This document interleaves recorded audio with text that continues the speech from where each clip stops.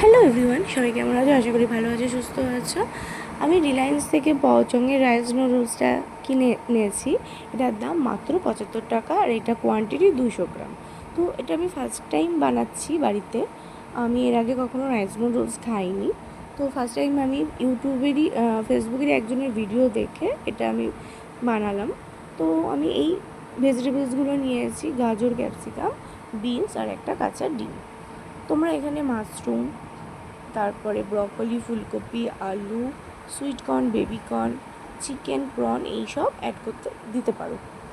আমার কাছে তো অ্যাভেলেবেল ছিল না, তাই দিতে পারিনি। যত ভেজিটেবলস দেবে আর যত চিকেন, প্রন দেবে, তত টেস্ট দ্বিগুণ বেড়ে যায়।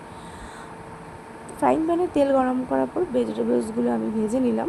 একদম লো ফ্লেমে ভেজে নিতে হবে, নয়তো পুড়ে যাবে। আর এই ভেজিটেবলসগুলো ভাজা ভাজা হয়ে যাওয়ার পর আমি ক্যাপসিকামটা ভেজেছি, কারণ ক্যাপসিকাম বেশি নরম হয়ে গেলে আমার খেতে ভালো লাগে না। তোমরা আমাকে কমেন্টে অবশ্যই জানিও কে কীভাবে রাইস নুডলসটা তৈরি করে বাড়িতে, বা তোমরা লিঙ্ক শেয়ার করতে পারো, আমি সেটা দেখে আবার পরের দিন বানাবো। যেহেতু আমি ফার্স্ট টাইম বানিয়েছি, আমার কোনো আইডিয়াই ছিল না, তো খেতে বেশ ভালোই হয়েছিল। তো রসুন দিলে আরও ভালো হতো, কিন্তু রসুন আমার কাছে ছিল না। তারপরে আমি ডিমটা ফাটিয়ে দিলাম সবজির মধ্যে। তো ভালো করে ভাজা ভাজা হয়ে যাওয়ার পর আমি এখানে dark soya sauce, green chilli sauce আর টমেটো কেচাপ অ্যাড করেছি, আর স্বাদ মতো নুন অ্যাড করেছি। এখানে হলুদ বা আদা কোনো কিছু যাবে না, আর তোমরা তোমাদের মতন কাঁচা লঙ্কা অ্যাড করতে পারো। তো তারপরে আমি গরম জল বয়েল করেছি ভালো করে, তারপরে গ্যাস অফ করে দিয়েছি। সেই গরম জলে রাইস নুডলসটা দিয়ে দিতে হবে। 7 থেকে 10 মিনিটের মতন রাখতে হবে সেই গরম জলে।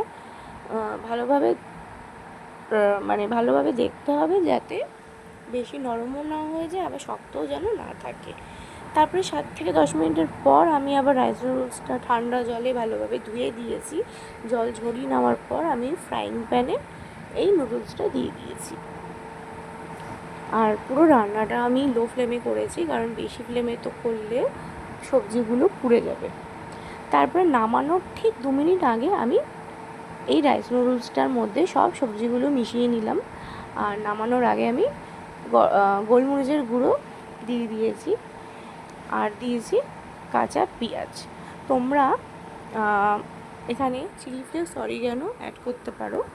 গোলমরিচের গুঁড়োতে এমনি ঝাল হয়, তাই আমি আলাদা করে আর চিলি ফ্লেক্স দিইনি, কিন্তু তোমরা যে যেরকম ঝাল খেতে পছন্দ করো সেরকমভাবে দিও। আর এটা আমার অফিসের লাঞ্চ। যখন খেয়েছিলাম তখন একটু ঠান্ডা হয়ে গেছিলো, কিন্তু খেতে ভালো হয়েছিলো। টাটা।